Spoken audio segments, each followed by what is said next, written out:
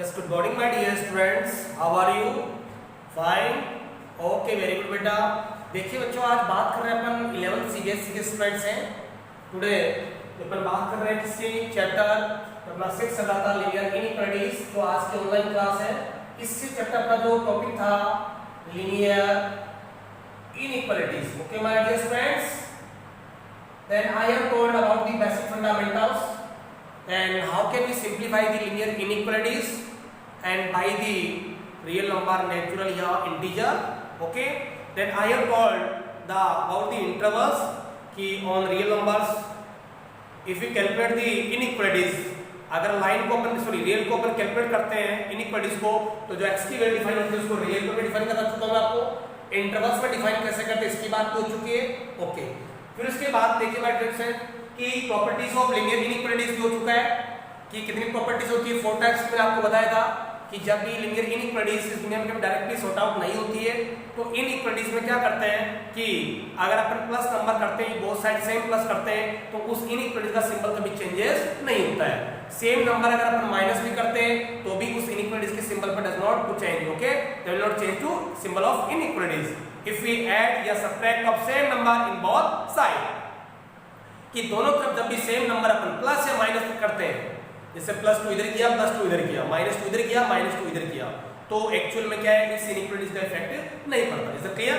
फिर इसके बाद नेक्स्ट होता है माय डियर स्टूडेंट्स कि अगर प्लस के नंबर से आप मल्टीप्लाई करते हैं या डिवाइड करते हैं तो भी इनइक्वालिटीज के सिंबल में कभी चेंजेस नहीं होते. ठीक है, लेकिन that is important. So which is I am telling you कि इफ डिवाइड या multiply of negative number in inequalities then sign will be change of inequalities during the process या ड्यूरिंग द कंडीशन. ओके, कि उस condition के दौरान जब sign change होता है तो उसको आपको लिखना ही लिखना है. कब? जब आप नेगेटिव नंबर से उसको डिवाइड करते हो या नेगेटिव नंबर से आप उसको क्या करते हो माय डियर फ्रेंड्स, मल्टीप्लाई करते हो. Is it clear? इसके बाद देखिए आप कि लीनियर इनइक्वालिटीज को अपने सिंपलीफाई किया कि इनइक्वालिटीज राइट नाउ कभी डायरेक्टली सॉर्ट आउट नहीं होती है, सिंपलीफाई नहीं होती है. तो now change in the equation, यानी कि उसको अपने को किस में चेंज करना है, इक्वेशन में. इक्वेशन में चेंज करने के बाद में फर्स्ट टाइम अपन क्या पुट करते हैं x और सेकंड टाइम क्या पुट करते हैं y. तो फर्स्ट टाइम x = 0 पुट करते हैं तो then find out the value of y. Second time y = 0 put करते हैं सिमिलरिटी, तो देन x वैल्यू फाइंड करते हैं. सब क्लियर? ये वैल्यू ड्रॉ अपने पास फाइंड करने के बाद अपन क्या करते हैं, 2 डायमेंशन यानी 2D के अंदर इसकी क्या करते हैं, प्लॉटिंग. क्या करते हैं माय डियर स्टूडेंट्स, प्लॉटिंग. यानी जो आपके पास 2D आएगा उस 2D में अपन क्या करते हैं, उसकी plotting. This x and x dash और this y and y dash. Okay, plotting करने के बाद जैसे अपन इसकी प्लॉटिंग करते हैं माय डियर स्टूडेंट्स, यानी प्लॉटिंग करते हैं तो प्लॉटिंग के बाद अपन क्या फाइंड करते हैं, इसका सॉल्यूशन एरिया. क्या फाइंड करते हैं भैया, सॉल्यूशन एरिया. यानी कि सॉल्यूशन एरिया कितने टाइप्स का होता है, then I have told you that is bounded and second is unbounded. okay my dear friends, यानी कि bounded और unbounded. bounded भी पढ़ा और unbounded भी. लेकिन सॉल्यूशन के कैसे फाइंड करते हैं इसकी ट्रिक मैंने आपको बताई थी कि जब भी कोई लाइन अगर x एक्सिस को कट कर रही हो, सपोज दैट दिस या दिस, तो मैंने कहा था कि इस तरह की इनइक्वालिटीज का आपको एरिया फाइंड करने के लिए कि x = 0 एंड y = 0 जो गिवन इनइक्वालिटीज होती है, जो गिवन इनइक्वालिटीज होती है उस गिवन इनइक्वालिटी में 0 पुट करते हैं. अगर सेटिस्फाई करता है, इफ सेटिस्फाई तो solution area inside to origin, otherwise outside to origin. यानी कि ये जो इनइक्वालिटीज को अगर सेटिस्फाई कर जाए तो solution area is inside to origin, otherwise outside to origin. Is it clear? अब देखिए कि अगर लाइन ओरिजिन से पास हो दिस या दिस, ये आपको मैंने लास्ट वीडियो में बताया कि लाइन इस कंडीशन से कैसे पास होती है. मैंने कहा था कि जब इक्वल के बोथ साइड, यानी कि इनइक्वालिटीज को चेंज करने के बाद में पहली चीज जब लाइन ओरिजिन से पास होती है, if a line passing through from the origin, if a line is passing through from the origin then there we don't have given the constant value inequalities या इन इक्वेशन. उस equation में अपने को constant कभी given नहीं होता है. ये कंफर्म है कि वही लाइन ओरिजिन से पास होगी जिसमें कांस्टेंट की वैल्यू ना हो, मतलब only short and sweet x या y की टर्म्स ही गिवन हो. तो देखिए भैया या तो u पास होगी या u. Then I have told you both condition in last previous videos कि then line will pass from this condition. How is it possible? तो मैंने कहा था कि जब इक्वल के बोथ साइड अगर आपके पास पॉजिटिव टर्म्स आ रही हो तो लाइन पास होने की डायरेक्शन u रहेगी अगर वन साइड पॉजिटिव हो, अगर वन साइड पॉजिटिव और वन साइड आपको नेगेटिव आ रहा हो तो लाइन पास होने की कंडीशन ये रहेगी। Is it clear? आपको समझ आ गया होगा। इसके बाद में मैंने कहा था कि जब लाइन ओरिजिन से पास हो, if a line is passing from the origin, if a line is passing from the origin, then how can we find out the solution area, या how can we decide of the solution area for this line? If a line is passing from the origin, चाहे तो यूं चाहे यूं, as you like, according to question, then how can we decide the solution area? How can we decide the solution area?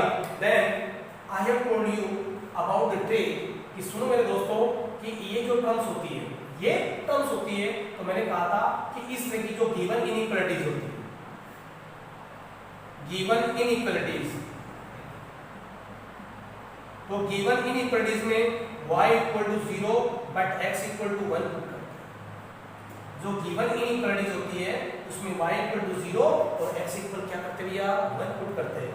y equal to 0 but x equal to 1 put करते हैं। If satisfy, अगर ये inequalities को satisfy करे तो solution area is down side to line, otherwise up side to line.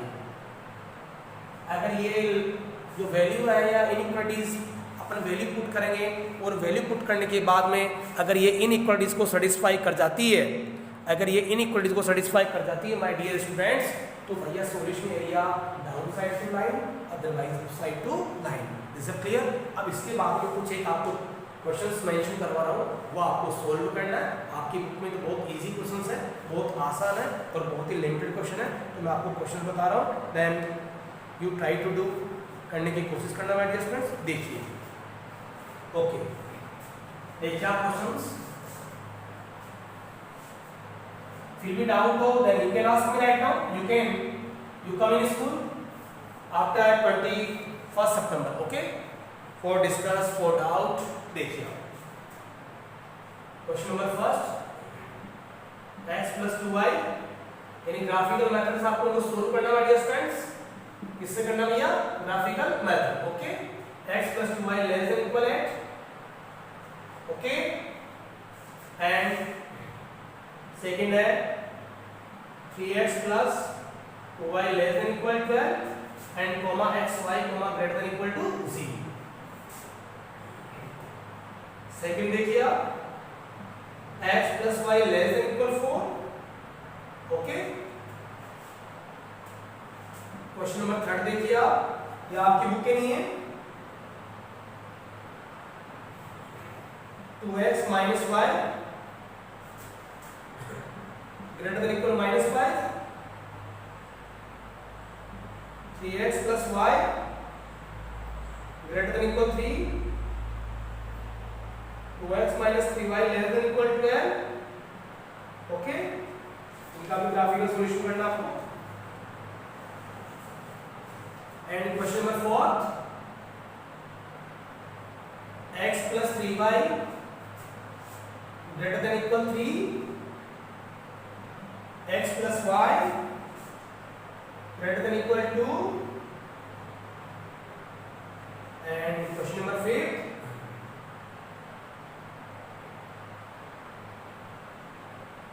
x plus 3y less than equal 60,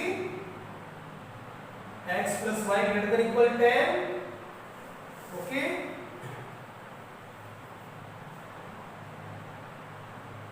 and x less than equal y। Question number 6 देखिए आप, x plus 2y less than equal 120, x plus y greater than equal 60, x minus 2y greater than equal to 0, okay, ये sufficient for you, then you try to do this all questions। आपको simplify करने की कोशिश करना है, कोशिश कीजिए कि ऐसा एफर्ट पढ़ना है एसएससी करने की, आईआईटी क्रैक करनी है, नॉलेज के लिए पढ़िए आप, बिकॉज मैं आईआईटी फाउंडेशन पढ़ाता हूँ तो मेरा लेवल कुछ अलग ही है। अगर आपको आईआईटी क्रैक करनी है तो मेरे भाई डियर स्टूडेंट्स आपको फोकस करना ही पड़ेगा, आपको नॉलेज गेन करनी ही पड़ेगी, क्योंकि बिफोर 10 और आफ्टर 10 जो लेवल है दैट इज मेजर डिफरेंस, दिन रात का अंतर है मेरे दोस्तों, दिन रात का। Okay bye, best of luck.